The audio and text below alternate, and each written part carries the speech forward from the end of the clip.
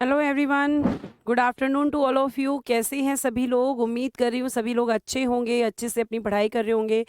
जल्दी से सारे बच्चे लाइव आ जाएंगे ताकि हम सेशन को स्टार्ट कर सकें और आपकी ये जो क्लासेस को आगे बढ़ा सकें। और आपको जैसा कि पता है, राष्ट्रपति में राष्ट्रपति की शक्तियाँ चल रही हैं। और कौन कौन सी शक्तियाँ हम डिस्कस कर चुके हैं? तो कार्यपालिका शक्तियाँ डिस्कस कर चुके हैं। उसके बाद हम जो है वित्तीय शक्तियाँ, फाइनेंशियल पावर डिस्कस कर चुके हैं। हम जो है सैन्य शक्तियाँ, राजनीतिक या फिर कूटनीतिक शक्तियाँ, इनकी जो है हम पढ़ चुके हैं। आज हमें इनकी पढ़नी है विधायी शक्तियाँ और आपातकालीन शक्तियाँ। तो सबसे पहले हम विधायी शक्तियों को पढ़ेंगे, जिसमें आपको मैं वीटो पावर्स के बारे में बताऊंगी। जो बच्चे बहुत परेशान है कि वीटो पावर क्या होता है, ठीक है। तो दिलीप, अरुण, राहुल, सतीश, दीपा, सौरभ, जिनके बच्चों के नाम मुझे दिख रहे हैं, सुभाष, कन्हैया, विपिन, मराठा, सूरज भान, चरणजीत, मोनू, राम निवास, गोविंद कुमार, आकाश, निषाद, सभी को मेरी तरफ से गुड आफ्टरनून, नमस्ते, राधे राधे। जल्दी से सारे बच्चे लाइव आ जाएंगे और फिर हम क्लास को स्टार्ट करेंगे, ठीक है। Good afternoon everyone, very very very good afternoon, ठीक है। चलिए, आपको जैसा कि पता है कि कल मैंने लास्ट आपको क्या पढ़ाया था? लास्ट में मैम आपने हमें वित्त आयोग पढ़ाया था। क्या पढ़ाया था बच्चों? मैंने लास्ट क्लास में आपको वित्त आयोग यानी कि फाइनेंशियल पावर के अंदर बताया था। इसके बारे में सारी चीज़ें बता दी थी कि इसका कार्य क्या होता है, ये कब गठित होता है। आपका जो 16th फाइनेंस कमीशन है वो गठित हो चुका है, लेकिन अभी 15वां वित्त आयोग ही काम कर रहा है। तो 2 लाइनें लिखवानी हैं कि जो 16वां वित्त आयोग है, 16वां वित्त आयोग, ठीक है, जो 16th नंबर का फाइनेंस कमीशन है, ये कार्य कब से शुरू करेगा? ये कार्य कब से शुरू करेगा? तो ये कार्यकाल, इसका जो कार्यकाल है वो आपका 1 अप्रैल 2026 से शुरू होगा। कार्यकाल कब से? कार्यकाल यानी कि जो टेन्योर होगा वो बेटा जी 1 अप्रैल 2026 से शुरू होगा। यानी कि अभी आपका कौन सा काम कर रहा है? 15th वाला ही काम कर रहा है, जिसके अध्यक्ष NK सिंह हैं। दूसरी आपको ध्यान रखना है कि जो वित्त आयोग है, ये वित्त आयोग या जो फाइनेंस कमीशन होता है, ये वित्त आयोग बेटा, इसकी जो रिपोर्ट होती है, वित्त आयोग की जो रिपोर्ट है, ये किसको देगा? राष्ट्रपति को। ध्यान रखिएगा, राष्ट्रपति को वित्त आयोग अपनी जो रिपोर्ट है वो सबमिट करता है या देता है। क्लियर है? ध्यान रखना इस चीज को, राष्ट्रपति को। बस ये आपकी फाइनेंशियल पावर्स के साथ ही मैंने आपको फाइनेंस कमीशन भी पढ़ा दिया है, वित्त आयोग भी बता दिया है। तो आज हम नई पावर शुरू करेंगे आपकी फाइनेंशियल पावर्स के बाद में, वो आपकी पावर्स होंगी नेक्स्ट वाली। ध्यान रखिएगा, लिखिएगा जरा, विधायी शक्तियाँ। नेक्स्ट शक्तियाँ हैं राष्ट्रपति की विधायी शक्तियाँ, बहुत इंपॉर्टेंट हैं, ठीक है, जिनको हम कहते हैं लेजिस्लेटिव पावर्स। लेजिस्लेटिव पावर्स, विधायी शक्तियाँ, लेजिस्लेटिव पावर्स, विधायी शक्तियाँ, ये सारी राष्ट्रपति की शक्तियाँ हैं। दिखने में क्या दिख रहे होंगे आपको? ये बहुत पावरफुल हैं, ये ऐसा दिख रहा है, ऐसा प्रतीत होता है, लेकिन शक्तियों का प्रयोग एक्चुअली कौन करता है? तो प्रधानमंत्री और उनकी जो है मंत्री परिषद, ठीक है। ये आपको ध्यान रखना है। आगे हम चलते हैं और देखते हैं विधायी शक्तियों में आपको सबसे पहला पढ़ना है आर्टिकल 79। इसमें क्या है? इसमें बच्चों इसमें संसद का गठन। तो संसद का जो गठन होता है वो 3 लोगों के साथ, लोकसभा, राज्यसभा और आपके देश के राष्ट्रपति। क्योंकि राष्ट्रपति जो हैं ये संसद का भाग होते हैं, तो यहाँ से 2 प्रश्न आपके बनते हैं कि ये क्या हैं? तीनों संसद के भाग। ये कौन है? ये तीनों संसद के भाग हैं बेटा। और संसद का जो कार्य होता है, जो फंक्शन होता है, वो होता है कानून बनाना, मेकिंग ऑफ लॉज। तो आपका कानून बनाना जो है वो कैसी प्रक्रिया होती है? विधायी प्रक्रिया। और इस विधायी प्रक्रिया का भाग कौन है? राष्ट्रपति। भाग कौन है? राष्ट्रपति हैं। इसलिए राष्ट्रपति जो है आर्टिकल 79 का भाग है, तो 79 के थ्रू ये उनकी एक लेजिस्लेटिव पावर है। क्योंकि 2025 में आपके पुराने वाले फाइनेंस कमीशन का कार्यकाल खत्म होगा प्रशांत कुमार जी, 2020 से 25 तक उसका कार्यकाल है। 5 साल के लिए फाइनेंस कमीशन बनता है, इसलिए 2026 से वो शुरू करेंगे। ठीक, आगे देखिएगा, आर्टिकल 79 हो गया। अब आर्टिकल 79 के बाद में इसी में आपको एक आर्टिकल पढ़ना होता है जिसका नाम है आर्टिकल 85। और आपको बड़े ध्यान से देखो, ये जो चीज़ें मैं आपको बता रही हूँ, ये आपकी जो चीज़ें हैं ये 2-3 बार आपको दिखेंगी। अभी जब मैं संसद पढ़ाऊंगी तो वहाँ पर भी ये डायग्राम आएगा। यानी कि देश में कोई भी कानून तभी बनता है जब राष्ट्रपति उस पर सिग्नेचर करते हैं। अगर ये तीनों नहीं होंगे तो कोई भी कानून नहीं बनेगा। ठीक है, ये आपको ध्यान रखना है। उसके बाद अगर हम बात करते हैं आर्टिकल 79 के बाद, तो आपका अगला आर्टिकल है आर्टिकल 85। ये क्या कह रहा है? आर्टिकल 85 दो बातें कह रहा है कि जो आपके राष्ट्रपति हैं, राष्ट्रपति लोकसभा को भंग कर सकते हैं, लोकसभा को भंग या विघटित कर सकते हैं। ठीक है, भंग या विघटित, जिसको इंग्लिश में बोलेंगे डिसॉल्व। और भंग या विघटित का मतलब होता है कि किसी भी चीज को कार्यकाल से पहले खत्म करना। मतलब मैम, लोकसभा का कार्यकाल 5 साल होता है, लेकिन 5 साल से पहले भी लोकसभा को भंग किया जा सकता है। जैसे 5 साल से पहले का मतलब है, मान लो 2 साल में खत्म हो जाए या 3 साल में भंग कर दिया जाए। तो भंग करने का मतलब होगा कि किसी भी चीज का कार्यकाल पूरा होने से पहले उसको खत्म करना। तो चीज की जगह में एक वर्ड यूज कर सकते हैं कि लोकसभा का कार्यकाल खत्म होने से पहले उसको भंग कर देना, मतलब बीच में उसके कार्यकाल को खत्म कर देना, उसके लिए शब्द यूज होगा भंग या विघटित। और ये कौन करता है बेटा? ये कौन करता है? तो राष्ट्रपति लोकसभा को भंग या विघटित कर सकते हैं, लेकिन प्रधानमंत्री के परामर्श पर, यहाँ पर भी इनकी मर्जी नहीं चलेगी, प्रधानमंत्री के परामर्श पर। एक चीज और ध्यान रखना बच्चों, कि आपके जो प्रधानमंत्री हैं, प्रधानमंत्री के परामर्श पर, ठीक है, आपके देश के जो प्रधानमंत्री हैं बच्चों, ये ध्यान रखिएगा कि ये जब कहेंगे तब विघटित करेंगे। लेकिन कभी क्या अपनी मर्जी से भी कर सकते हैं मैम? बिल्कुल कर सकते हैं, जब सरकार बहुमत में नहीं होगी। अगर सरकार बहुमत में नहीं होगी तब इन्हें प्रधानमंत्री की परमिशन की ज़रूरत नहीं है। लेकिन अगर सरकार बहुमत में है तो प्रधानमंत्री इतने पावरफुल होते हैं कि वो पूरी की पूरी सरकार को गिरा सकते हैं।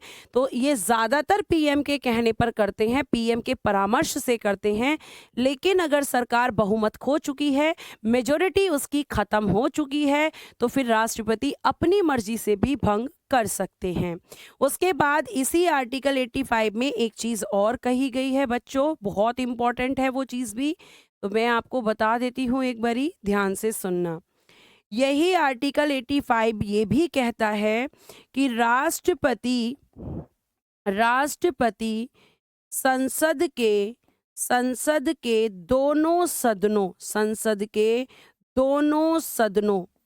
सदनों का यहाँ का मतलब है, दोनों सदनों का मतलब है लोकसभा या राज्यसभा की बैठक, या सॉरी, संसद के दोनों सदनों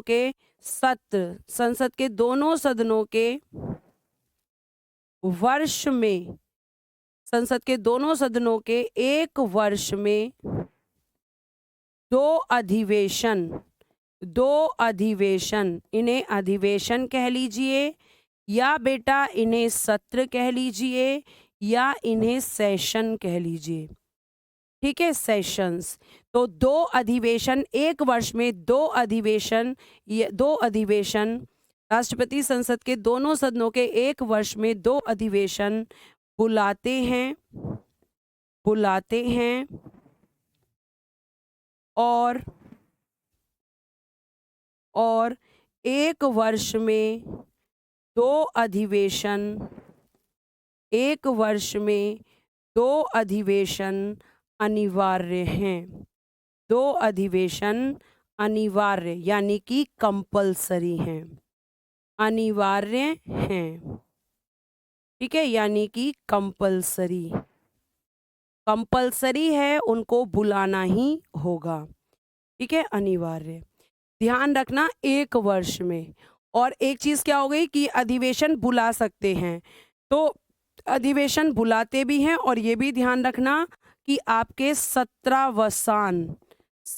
वसान यानी कि end of session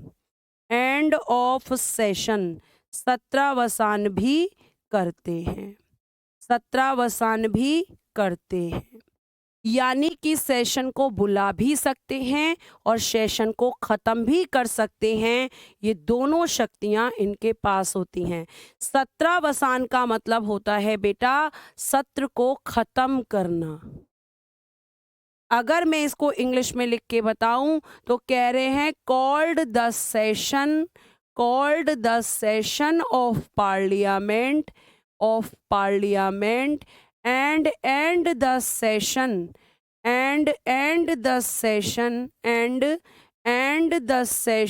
of parliament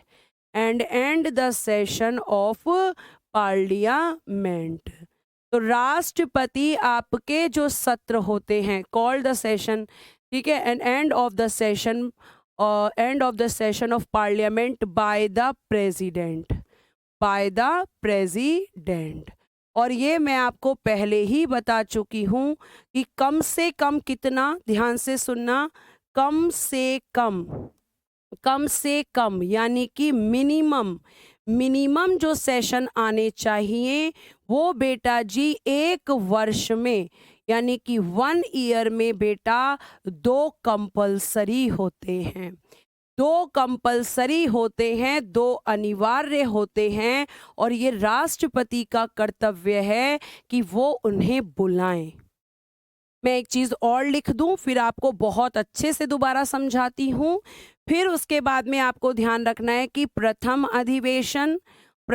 अधिवेशन यानी कि जो फर्स्ट सेशन है, प्रथम अधिवेशन यानी कि फर्स्ट सेशन और बेटा द्वितीय अधिवेशन यानी कि सेकंड सेशन। ठीक है, द्वितीय अधिवेशन यानी कि सेकंड सेशन, इनके बीच में अधिकतम अंतराल यानी कि मैक्सिमम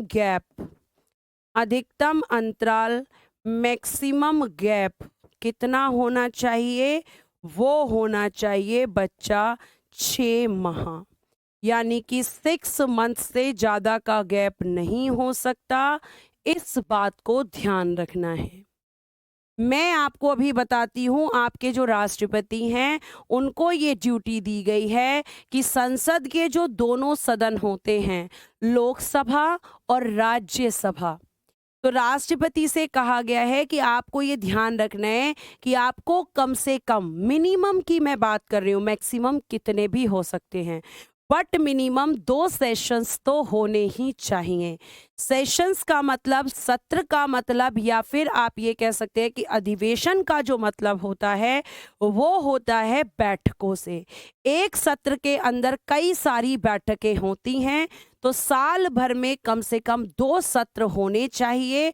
और ऐसा नहीं हो रहा है तो राष्ट्रपति से पूछा जाएगा कि ऐसा क्यों नहीं हो रहा है, क्योंकि आपको आर्टिकल 85 में ये शक्ति दी गई है कि अगर संसद काम नहीं कर रही है तो आपकी ये ड्यूटी है कि आप संसद के सत्र को बुला सकते हैं, आप संसद के अधिवेशंस को बुला सकते हैं, आपको ये पूरा अधिकार है।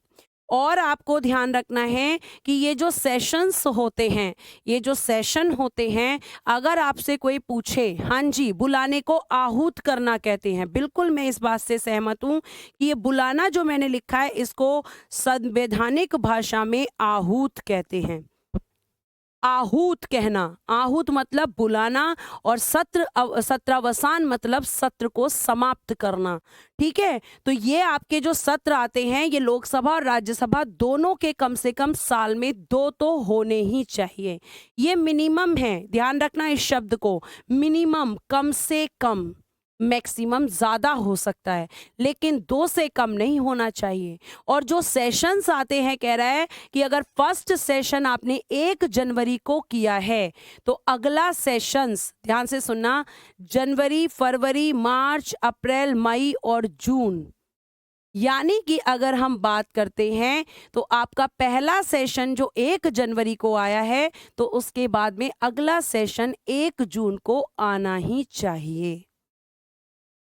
और कौन बुलाएगा? राष्ट्रपति बुलाएंगे। तो मैम क्वेश्चन कैसे बनेगा, ध्यान से सुनिएगा।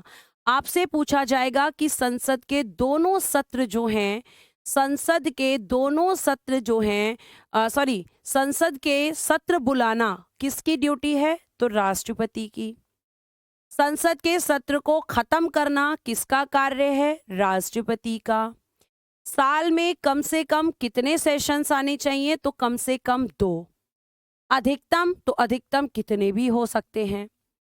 लेकिन अगर हम अगला क्वेश्चन पूछें कि पहले सेशन और दूसरे सेशन के बीच में अधिकतम कितना गैप होना चाहिए, तो मैम 6 महीने का गैप होना चाहिए।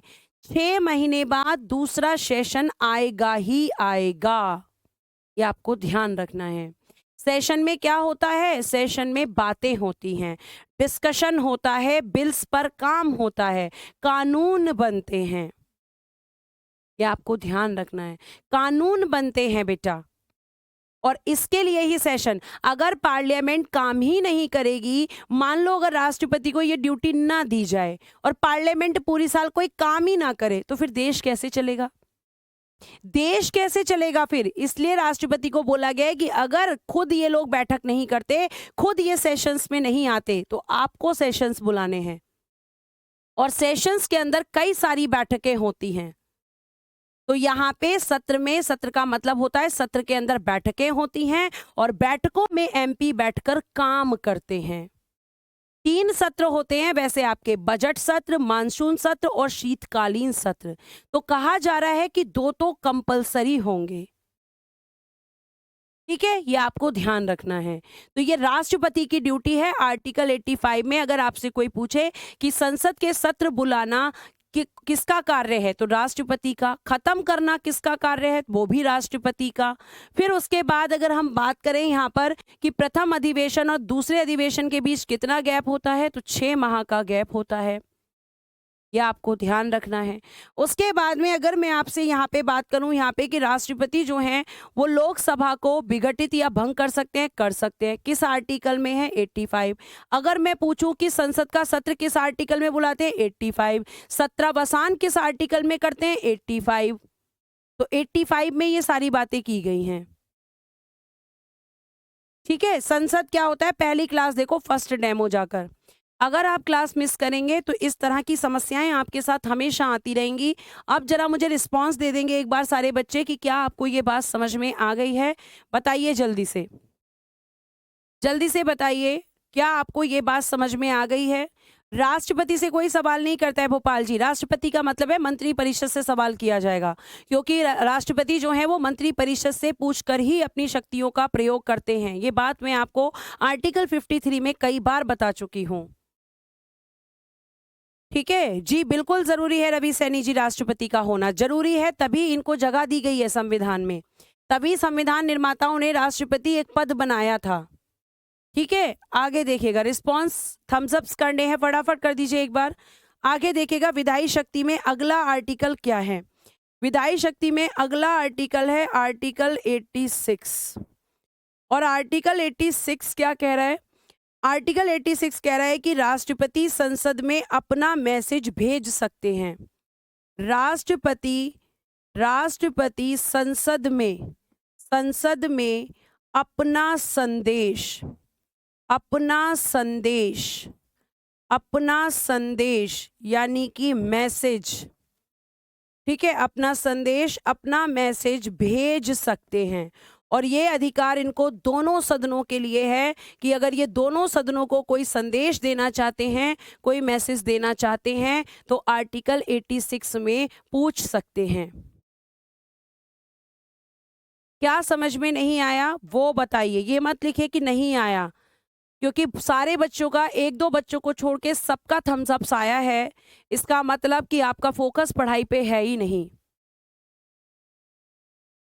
ठीक है मैम, या अधिवेशन भी भंग होता है? अधिवेशन भंग होता है मैंने कहीं नहीं लिखा है, अधिवेशन खत्म होता है, अधिवेशन कभी भंग नहीं होता है, भंग होती है लोकसभा। अलग अलग इसीलिए लिखा है, अलग अलग पेन से लिखा है, ये पॉइंट अलग है और ये पॉइंट एकदम अलग है, दोनों की भाषा भी अलग है। ठीक है, तो ये ध्यान रखना, आगे देखना, मैसेज भेज सकते हैं। कुछ बच्चों का कोई इलाज नहीं है इस क्लास के अंदर। चलिए, आर्टिकल 87, आर्टिकल 87 आगे क्या है? राष्ट्रपति, राष्ट्रपति संसद में, संसद के दोनों सदनों में, ऐसे भी लिख सकते हो, संसद के दोनों सदनों में अपना भाषण, दोनों सदनों में अपना भाषण, और उनका जो भाषण होता है उसको इंग्लिश में कहते हैं स्पीच। तो ये संसद के दोनों सदनों में स्पीच या अपना भाषण दे सकते हैं, इनको ये अधिकार होता है। और ये कब कब भाषण देते हैं वो भी बताती हूँ, लेकिन पहले क्वेश्चन कि भाषण या स्पीच कौन तैयार करता है, कौन तैयार करता है, तो ध्यान रखिएगा, तैयार करती है मंत्री परिषद, मंत्री परिषद। ठीक है, मंत्री परिषद। कौन तैयार करता है भाषण? तो आंसर करेंगे मंत्री परिषद तैयार करती है, काउंसिल ऑफ मिनिस्टर इनके जो स्पीच है उसको प्रिपेयर करती है। और अगर मैं आपसे बात करूं, भाई आप लोग जो हैं मुझे बिल्कुल इतना मजबूर कर देते हैं कि मैं ना चाहते हुए भी क्लास के बीच में मुझे बोलना पड़ता है। मैं 10 बार ये बोल चुकी हूँ कि ऐसा नहीं है कि मैं आर्टिकल 1 से स्टार्ट करूँ और सीक्वेंस में आर्टिकल पढ़ाती चली जाऊँ, क्योंकि हर एक चैप्टर में अलग अलग आर्टिकल्स हैं। अब यहाँ आर्टिकल 80 का कोई लेना देना नहीं है, आर्टिकल 63 का कोई लेना देना नहीं है, तो आप मुझे ये बताओ कि राष्ट्रपति में थोड़ी पढ़ा दूंगी उनको मैं? आप टीचर पे थोड़ा तो भरोसा रखो। जब आपने ये बैच लिया है, आपको ये लगता है कि मुझे ये बैच लेना चाहिए था, तो आप यहाँ पे मेरी बात को फिर से सुन सकते हैं कि यहाँ पे थोड़ा विश्वास कीजिए। और सिर्फ अगर कमेंट करने पे फोकस करेंगे बेटा, तो फिर सिलेक्शन से उतना ही दूर जाएंगे आप।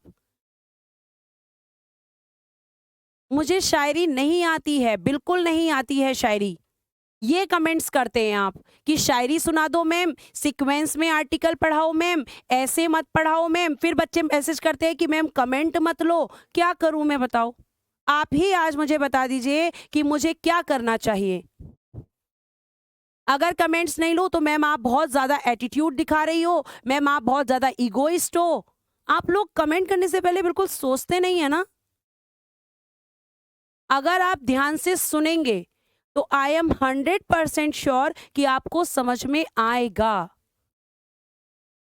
बेटा मैसेज करने की बात हो रही है कि ये अगर पार्लियामेंट को कोई संदेश देना चाहते हैं, किससे रिलेटेड? एग्जीक्यूटिव से रिलेटेड या विधान से संबंधित। जाहिर सी बात है कि मैसेज व्हाट्सएप या वैसे वाले तो मैसेज ये नहीं करेंगे, ये आपके लीगल से काम करेंगे, लीगल मैसेजेस देंगे कि आपको यहाँ फोकस करना चाहिए, ये चीज़ करनी चाहिए। तो इनके बीच भी कन्वर्सेशंस होती हैं, तो वो कन्वर्सेशन वो संदेश के द्वारा होती हैं। आप जो है इतना क्या कहते हैं, क्या कहते, और देखो अभी कुछ कह दो तो मैम आप गुस्सा हो जाते हो, आपको कुछ कह भी नहीं सकते। मतलब आप इतने बड़े हो चुके हैं आप लोग कि टीचर आपको कुछ कह भी नहीं सकता। ठीक है। ये क्या नाम है इनका, इंतखाब जी, आप मुझे सजेशंस मत दीजिए प्लीज। मुझे आपके सजेशंस की जरूरत नहीं है। इसको गुस्सा करना नहीं कहते हैं, इसको क्लास में फोकस करना सिखाना कहते हैं। तो प्लीज आप सजेशंस मत दीजिए मुझे। और लगातार आर्टिकल्स नहीं पढ़ाए जा सकते हैं, पढ़ने का एक अलग तरीका होता है। आप पढ़ते ही नहीं हैं और फिर कहते हैं कि समझ में नहीं आ रहा। बेटा आपकी वजह से बहुत सारे बच्चे डिस्टर्ब हो जाते हैं, आपको ये बातें समझनी होंगी। ठीक है, ध्यान से सुनो अब मेरी बात को, मैं पूरा रिपीट कर दूंगी, लेकिन आप पढ़ो तो, कोशिश तो करो। ठीक है, देखिए मैंने आज क्लास को शुरू किया आर्टिकल 85 के साथ। अब आर्टिकल 85 में ये जो बड़ा करके लिखने का उद्देश्य है वो आपको समझाने के लिए, वरना आर्टिकल 85 सीधा कह रहा है, ध्यान से सुन लीजिए, मैं कोई कमेंट नहीं लूंगी, आप मुझे फिर उसके बाद कुछ भी कहिए। राष्ट्रपति जो है संसद को, संसद के दोनों पहले तो बोला है लोकसभा को लेकर, राष्ट्रपति लोकसभा को भंग कर सकते हैं। भंग करने का मतलब होता है बेटा कार्यकाल से पहले किसी चीज को बीच में खत्म करना। अगर आपकी लोकसभा 5 साल पे खत्म होती है तो उसे बोलते हैं समाप्त होना, लेकिन अगर बीच में ही खत्म हो जाती है तो उसे बोलते हैं डिसॉल्व करना और भंग करना। और ये पावर किसको है? राष्ट्रपति को। लेकिन राष्ट्रपति ज्यादातर जो काम करते हैं वो प्रधानमंत्री या मंत्री परिषद के परामर्श से करते हैं। दूसरा आपका आर्टिकल 85 का दूसरा ही पार्ट कह रहा है कि आपके राष्ट्रपति को क्या करना है? सत्र बुलाने हैं। सत्र या सेशन या अधिवेशन, कुछ भी कह लीजिए आप, एक ही बात है। तो सत्र क्या होता है? सत्र के अंदर बैठक होती हैं। बैठक में आपके सारे एमपी बैठते हैं और किसी भी बिल पर, विधेयक पर चर्चा करते हैं कि देश के लिए आगे क्या करना है, क्या नहीं करना है। अब ये सत्र कौन बुलाता है? राष्ट्रपति। सत्र को खत्म कौन करता है? वो भी राष्ट्रपति। और संसद के दोनों सदनों में बुला सकते हैं, राज्यसभा में भी और लोकसभा में भी। और ये इसलिए कहा गया राष्ट्रपति को ताकि ऐसा ना हो कि संसद पूरे साल कोई काम ही ना करे। ठीक है, ये आपको ध्यान रखना है। तो ये आपको पता होना चाहिए। अब तो पता चल गया कि सत्र बुलाना या सत्र को खत्म करना किसका काम है? राष्ट्रपति का। फिर आप मुझसे पूछने लगो कि कितने सत्र बुलाएंगे राष्ट्रपति कम से कम, तो मैंने यहाँ पे स्पेशली लिखा है कि कम से कम 2 बुलाएंगे, लेकिन मैक्सिमम कितने भी बुला सकते हैं। ठीक है, मैक्सिमम कितने भी बुला सकते हैं। और एक साल में कम से कम 2 तो आएंगे ही आएंगे। और जो 2 आएंगे ना, तो एक अगर जनवरी में हुआ है तो अगला जून में होगा ही होगा। 6 महीने से ज्यादा आपको यहाँ पे टाइम नहीं मिलेगा दोनों सेशंस के लिए। दो सेशंस के बीच मैक्सिमम गैप, मतलब संसद अगर काम नहीं करेगी तो जनवरी के बाद वो ज्यादा से ज्यादा जून तक काम नहीं करेगी। जून में तो उसको करना ही पड़ेगा, क्योंकि दोनों के बीच कितना? 6 महीने का गैप होता है। उसके बाद मैंने बोला राष्ट्रपति संसद में अपना संदेश भेज सकते हैं। संदेश का मतलब है कि जो ये कानून बनाना काम होता है तो उसमें राष्ट्रपति की भी तो भूमिका होती है ना, तो वहां पे उससे संबंधित संदेश भेज सकते हैं। ठीक, उसके बाद 87 में अगर हम बात करते हैं, राष्ट्रपति संसद के दोनों सदनों में स्पीच देते हैं, भाषण। यहां मैं समझा रही थी। अब ये भाषण तैयार कौन करता है? तो मंत्री परिषद तैयार करती है बेटा। मैम कैसा भाषण? अब ध्यान से समझना। आपने देखा होगा कि आपकी जब नई सरकार बनती है, या आपने देखा होगा कि 1 साल का टाइम खत्म होता है तो अगला फाइनेंशियल ईयर, अगला वित्तीय वर्ष शुरू होता है। तो आपके राष्ट्रपति 2 बार भाषण देते हैं। एक तो जब नई लोकसभा बनती है तो वो सरकार की पूरी पॉलिसी, पूरी नीतियां बनाते हैं कि ये सरकार आपके लिए क्या क्या काम करने वाली है। जैसे अभी आपकी 17वीं लोकसभा चल रही है बेटा, और 18वीं लोकसभा के इलेक्शन होने वाले हैं। तो जो नई 18वीं लोकसभा बनेगी उसमें राष्ट्रपति स्पीच देंगे, भाषण देंगे। क्या भाषण में क्या बोलते हैं? कि सरकार ऐसा करेगी, सरकार इस चीज पे काम करेगी, सरकार का ये उद्देश्य है, सरकार की ये चीजें हैं। तो ये सारा इस भाषण में होता है। और ये भाषण कौन तैयार करता है? मंत्री परिषद। तो आपके जो राष्ट्रपति हैं वो ये बता देते हैं कि 5 साल के अंदर सरकार आपके लिए क्या-क्या लेकर आएगी, आपके लिए क्या-क्या काम करेगी। फिर उसके बाद में आपका 1 साल खत्म होता है, लोकसभा 5 साल के लिए बनती है, तो हर 1 साल पे आपका फाइनेंशियल ईयर आता है, वित्तीय वर्ष जिसको हम बोलते हैं। तो उस फाइनेंशियल ईयर में भी राष्ट्रपति अपना भाषण देते हैं कि सरकार इस साल आपके लिए क्या-क्या करने वाली है। तो 2 बार राष्ट्रपति भाषण देते हैं, एक तो जब नई लोकसभा बनती है और जब नया साल शुरू होता है तब। और ये भाषण तैयार किया जाता है मंत्रिपरिषद के द्वारा।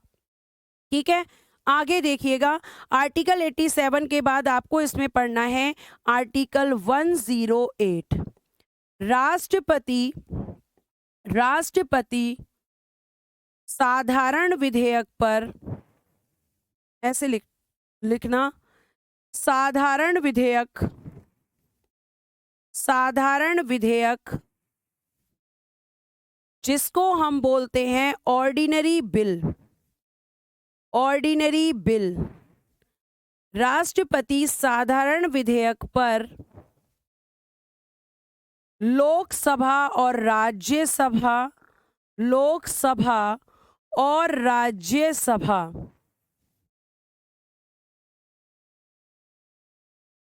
में विवाद होने पर, विवाद यानी कि डिस्प्यूट में विवाद होने पर विवाद को सुलझाने के लिए, सुलझाना मतलब सॉल्यूशन, सुलझाने के लिए संयुक्त बैठक बुलाते हैं। संयुक्त बैठक यानी कि जॉइंट सेशन, संयुक्त बैठक बुलाते हैं।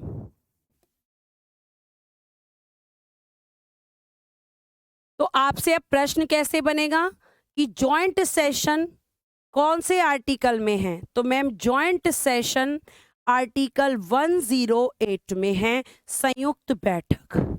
अगला प्रश्न, कौन बुलाता है? राष्ट्रपति बुलाते हैं। एक मिनट, राष्ट्रपति लिखना शायद रह गया है। साधारण विधेयक पर लोकसभा और राज्यसभा में विवाद होने पर विवाद को सुलझाने के लिए राष्ट्रपति संयुक्त बैठक बुलाते हैं। एक मिनट में यहां से लिख देती हूं, होने पर सुलझाने के लिए राष्ट्रपति संयुक्त बैठक जॉइंट सेशन, संयुक्त बैठक बुलाते हैं।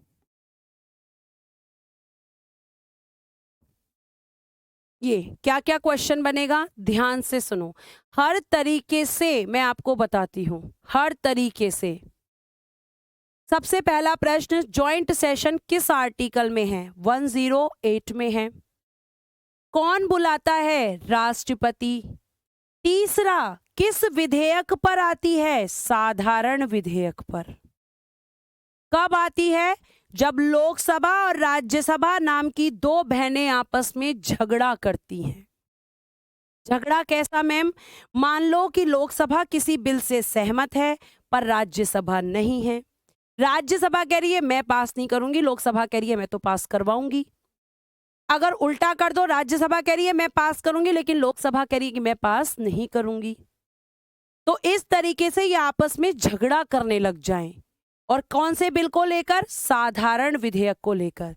जैसे तुम्हारे घर में अगर बेटा कोई भी ऐसी चीज आती होगी कि तुम लड़ पड़ते होगे भाई बहन आपस में कि मुझे ये चाहिए, तो वो भी कहेगा मुझे भी यही चाहिए, तो झगड़ा हो जाता है।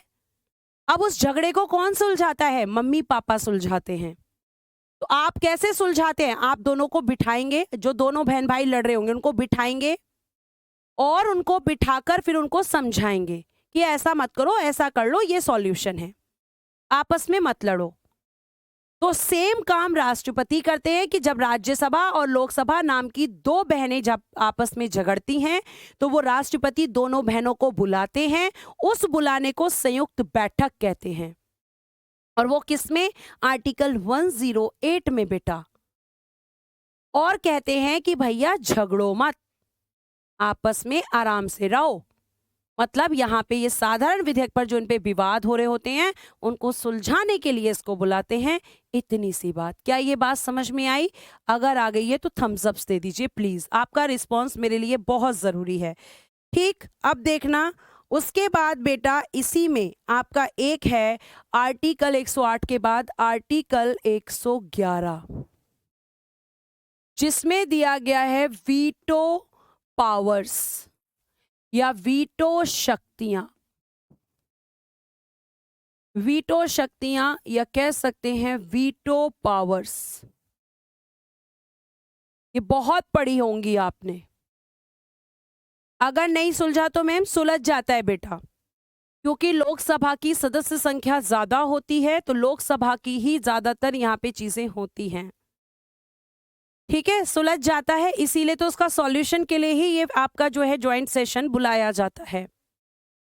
ठीक है, आगे देखना वीटो शक्तियां सबसे पहले ध्यान रखना किसके पास होती हैं। एक लाइन में लिख देती हूं, राष्ट्रपति इनका प्रयोग, राष्ट्रपति इनका प्रयोग विधेयकों पर करते हैं। विधेयकों यानी कि बिल्स, विधेयकों पर करते हैं। ठीक है, विधेयकों पर करते हैं, क्योंकि बिल जब इनके पास जाता है तो उसको एक्ट बनने के लिए इनका सिग्नेचर चाहिए होता है। अब मेरी बात को ध्यान से समझना, एक डायग्राम बना रही हूं मैं। एक तरफ आपसे अगर मैं कहूं कि देश के लिए कानून बनाना है, देश के लिए कानून बनाना है, बच्चे आंसर करेंगे कि देश के लिए कानून कौन बनाएगा। देश के लिए कानून बनाना किसका काम है? जल्दी कमेंट बॉक्स में आंसर कीजिए। आप ही से मुझे इस प्रश्न का उत्तर चाहिए, तभी मैं आगे की तरफ बढ़ूंगी। और बताइए जल्दी से मुझे इस प्रश्न का उत्तर।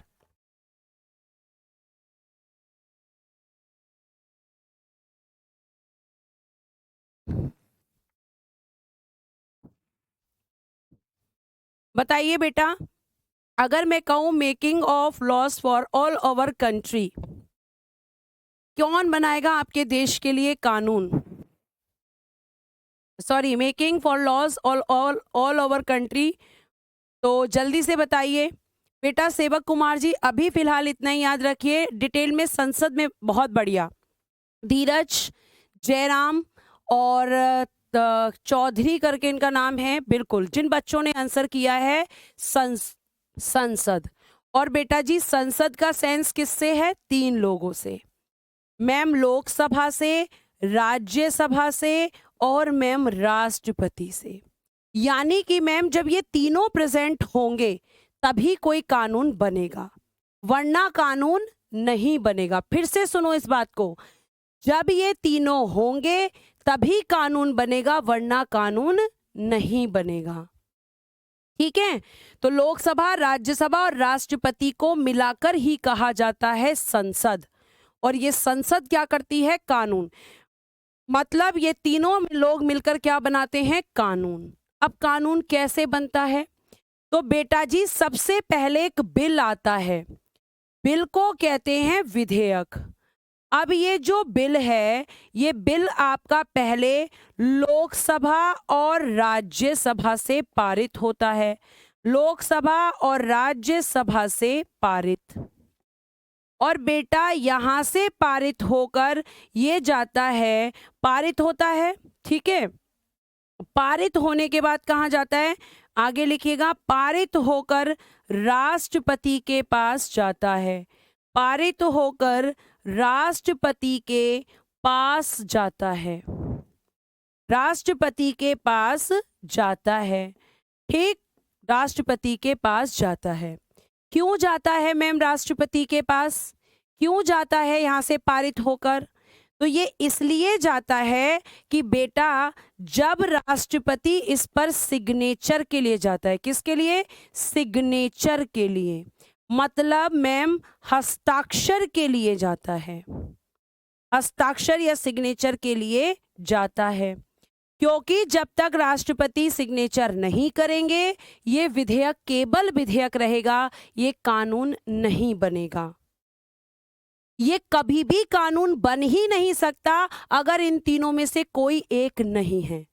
तीनों का होना जरूरी है, तीनों की सहमति जरूरी है। ठीक है, अब ये विधेयक जब हस्ताक्षर हो जाएगा तो पहले क्या है बेटा, मैम ये तो राष्ट्रपति के पास एक बिल आया है। अब ये बिल जैसे ही सिग्नेचर या हस्ताक्षर हो जाएगा ये आपका एक्ट यानी कि अधिनियम कह सकते हो, या आप कह सकते हो लॉ यानी कि कानून बन जाएगा।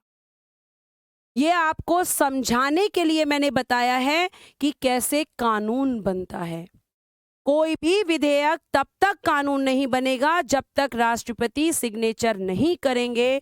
और बेटा ये जरूरी नहीं है कि राष्ट्रपति सारे ही बिल को साइन कर दें। तो इनको विधेयकों पर कुछ शक्तियां दी गई हैं। अब वो शक्तियां क्या क्या हैं, जैसे मान लो पहली शक्ति है इनके पास में आत्यांतिक वीटो। आत्यांतिक वीटो, आत्यांतिक वीटो।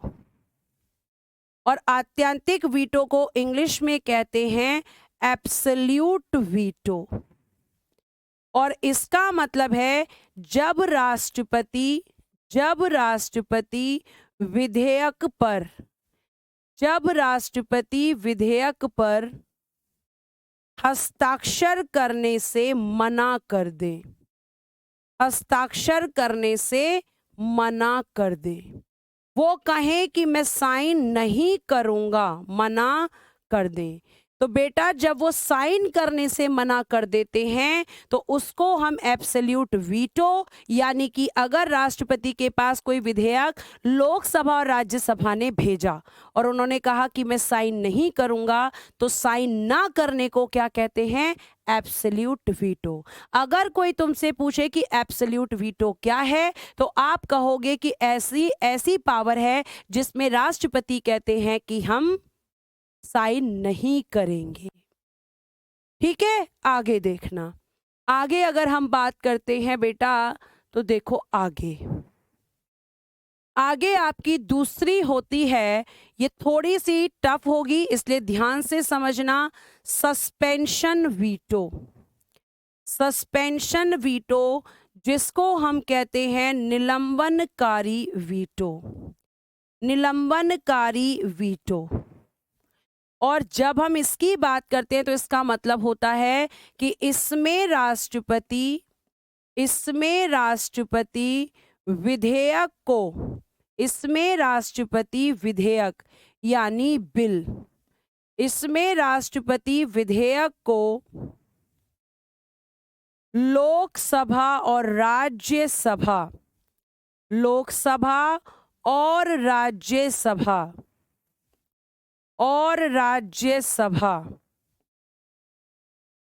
को वापस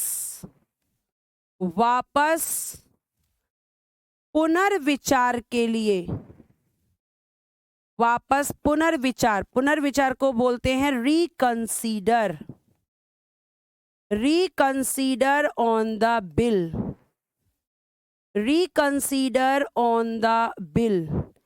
पुनर्विचार के लिए, ठीक है, लोकसभा राज्यसभा को पुनर्विचार के लिए वापस भेजते हैं।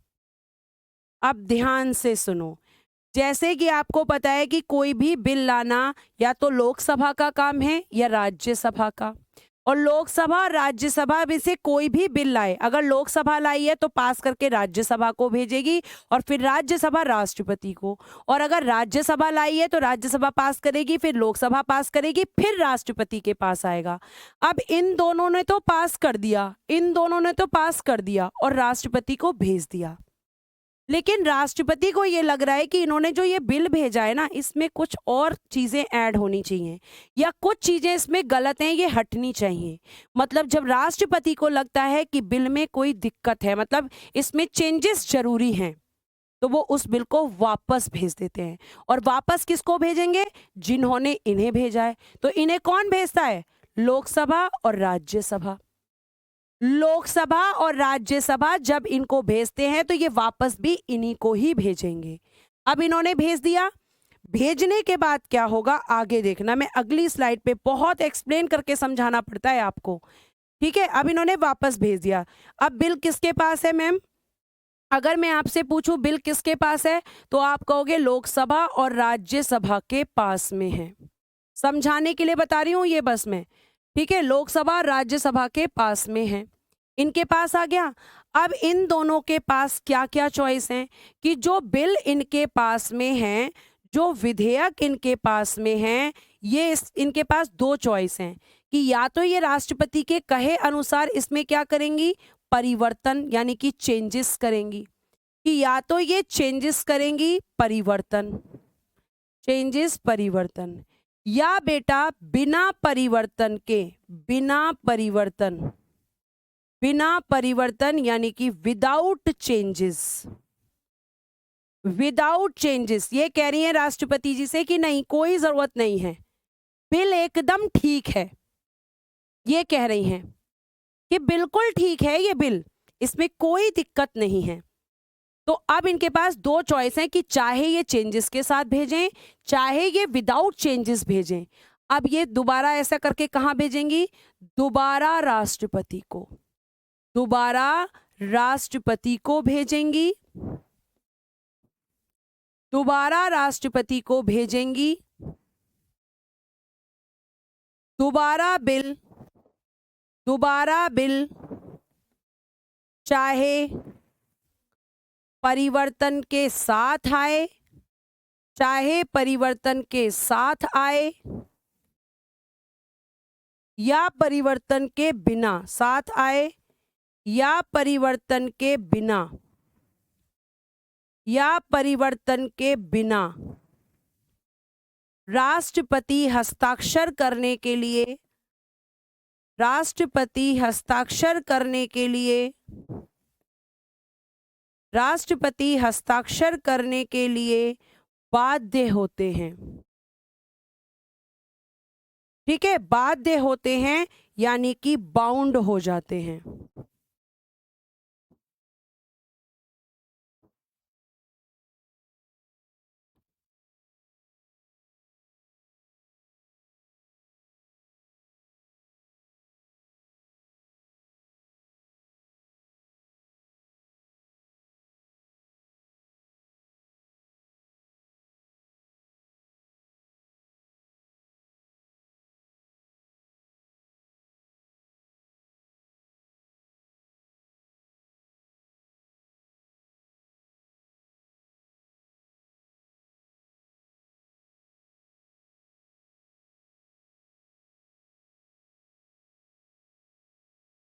राष्ट्रपति के पास अगर परिवर्तन के साथ आएगा तो भी ठीक है, नहीं आएगा तो भी अब इनको सिग्नेचर करना ही पड़ेगा। तो सस्पेंशन वीटो का मतलब क्या है? बस कि ये बिल को वापस कर देते हैं, बस इतना आपको याद रखना है। पुनर्विचार एक ही बार, सीधा लिखा हुआ है। जब दोबारा इनके पास आ रहा है ये बिल, अब इनके पास कोई चॉइस नहीं है। ऐसा नहीं कि अभी फिर कोई दूसरी वीटो पावर यूज कर लें, नहीं, ऐसा नहीं कर सकते। इसीलिए तो इतना लिख के दिखाया है आपको, वरना इसको लिखने की तो कोई जरूरत ही नहीं थी, क्योंकि सस्पेंशन वीटो का मतलब होता है जिसमें राष्ट्रपति विधेयक को वापस भेज देते हैं। और लास्ट आपकी वीटो होती है बेटा पॉकेट वीटो। इसे पॉकेट वीटो या फिर इसे जेबी वीटो कहते हैं, जेबी वीटो, पॉकेट वीटो या जेबी वीटो। और बेटा इसका मतलब होता है कि जब राष्ट्रपति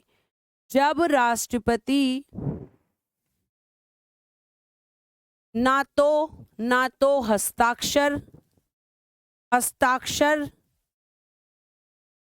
करें, ना हस्ताक्षर करने से मना करें, ना हस्ताक्षर करने से मना करें, ना हस्ताक्षर करने से मना करें, और ना ही विधेयक को पुनर्विचार के लिए वापस भेजें,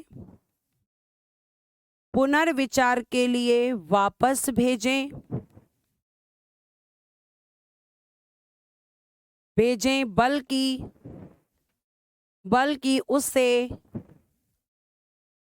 उसे रखकर भूल जाएं, कि भैया ये मेरी पॉकेट में पड़ा था, मुझे नहीं पता, उसको कहते हैं पॉकेट वीटो। और इसका प्रयोग 1986 में ज्ञानी जैल सिंह ने किया था। डाक संशोधन विधेयक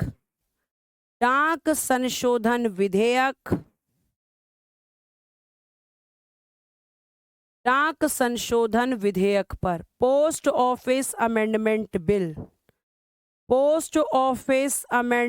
बिल पर बेटा इन्होंने इसका प्रयोग किया था, ज्ञानी जैल सिंह ने। ये आपको ध्यान रखना है, ये होती है veto power.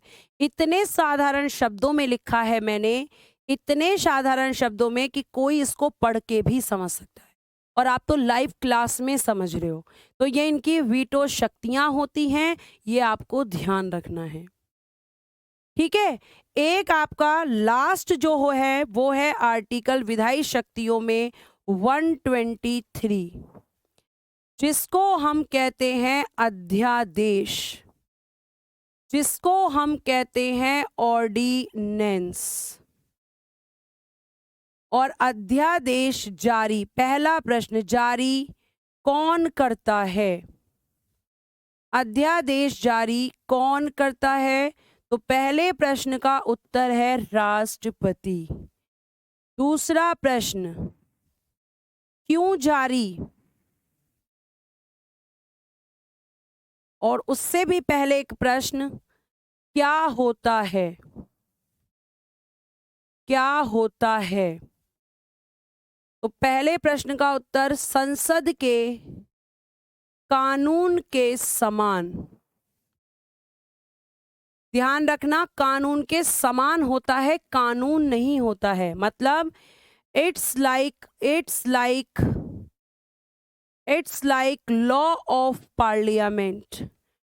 It's like law of parliament, संसद के कानून के समान होता है, आपको ध्यान रखना है, लेकिन संसद का कानून नहीं होता।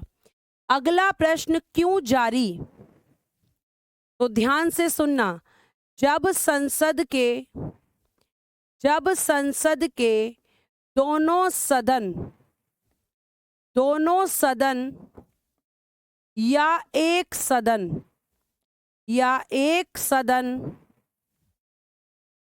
सत्र में ना हो, इसका मतलब है यानी काम ना कर रहा हो। जब संसद के दोनों सदन या एक सदन सत्र में ना हो, तब राष्ट्रपति, ठीक है, ना हो लेकिन कानून बनाना आवश्यक हो, तब राष्ट्रपति अध्यादेश जारी करते हैं।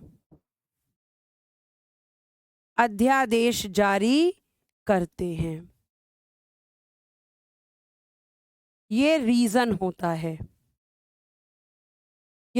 होता है कि आपके राष्ट्रपति जी अध्यादेश कब जारी करेंगे। तो मैंने अभी पीछे एक डायग्राम बनाया था और बताया था कि तीनों का होना जरूरी है। अब यहाँ पे कह रहा है कि मान लो या तो ये दोनों ही ना हो, या अगर दोनों में से कोई एक है, मान लो केवल राज्यसभा और राष्ट्रपति हैं, तो कानून बनेगा? मैम नहीं बनेगा। या फिर केवल आपके लोकसभा और राष्ट्रपति हैं तो कानून बनेगा, मैम तब भी नहीं बनेगा। कानून तभी बनेगा जब ये तीनों हो। लेकिन स्थिति ऐसी पैदा हो गई है कि हमें कानून चाहिए ही चाहिए, तो उसके लिए बेटा क्या लाया गया, ऑर्डिनेंस, कि इस कंडीशन में राष्ट्रपति अध्यादेश जारी कर सकते हैं। अब अगला प्रश्न,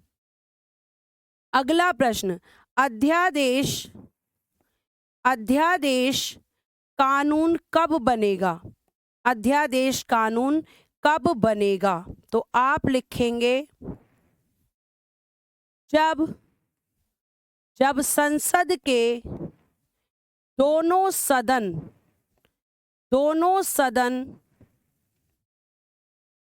इस पर अपना अनुमोदन दे देंगे। अनुमोदन का मतलब है अप्रूवल।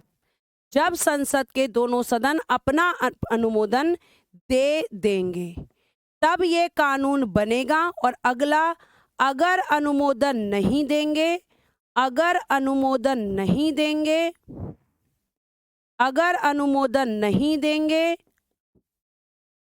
देंगे तो अध्यादेश समाप्त हो जाएगा। क्योंकि कानून तभी बनेगा जब तीनों की मर्जी, क्योंकि राष्ट्रपति तो जारी कर चुके, इन्होंने तो जारी कर दिया, लेकिन अभी इन्होंने सहमति नहीं दी तो खत्म। लेकिन अगर सहमति दे देंगे तो कानून बन जाएगा। और यहां से एक और प्रश्न यहां से निकलेगा, रुक जाओ, मुझे पता है टाइम हो गया है, लेकिन यह अधूरा रह जाएगा, फिर कल समझ नहीं आएगा। ठीक है, अब ये कानून, अब यहाँ पे अनुमोदन का समय कितना होता है? अनुमोदन का समय, तो आप लिखेंगे सदन की पुनर्बैठक के दिन से। पुनर्बैठक का मतलब है जिस दिन दोबारा कार्य प्रारंभ करें,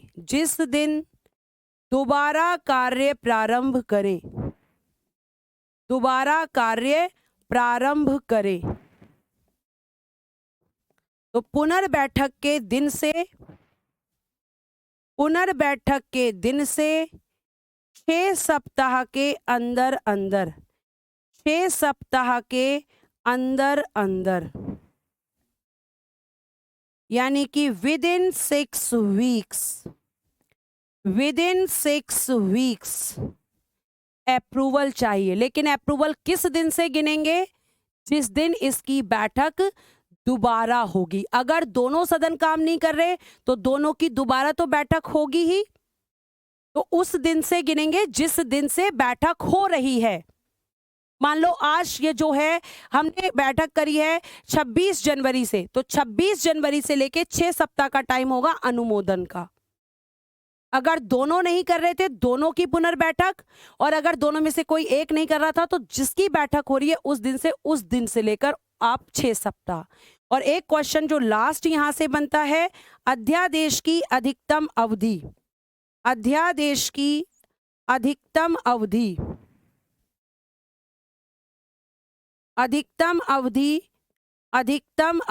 मैक्सिमम ड्यूरेशन। अध्यादेश की अधिकतम अवधि मैक्सिमम ड्यूरेशन अधिकतम अवधि बिना अनुमोदन के। तो अधिकतम ये काम कर सकता है विदाउट अप्रूवल 6 माह और 6 सप्ताह। 6 माह और 6 सप्ताह, बस ये अधिकतम कार्यकाल है इसका, कि इससे ज्यादा तो ये किसी कंडीशन में काम करेगा ही नहीं। ठीक है, ये आपका पूरा अध्यादेश है, एक एक लाइन लिखी हुई है। टाइम हो चुका है, मैं कल बेटा इसको दोबारा एक बार रिपीट कर दूंगी, लेकिन आप इसको अगर ध्यान से पढ़ेंगे तो आपको सारी चीज समझ आ जाएगी। इतना मैं किसी क्लास में लिख के नहीं पढ़ाती जितना इस क्लास में लिखती हूँ, क्योंकि सारी चीजें आपको समझ में आना जरूरी है। तो आज के लिए इतना ही, बहुत बहुत धन्यवाद आपका। Thank you so much, bye bye, take care and good day everyone.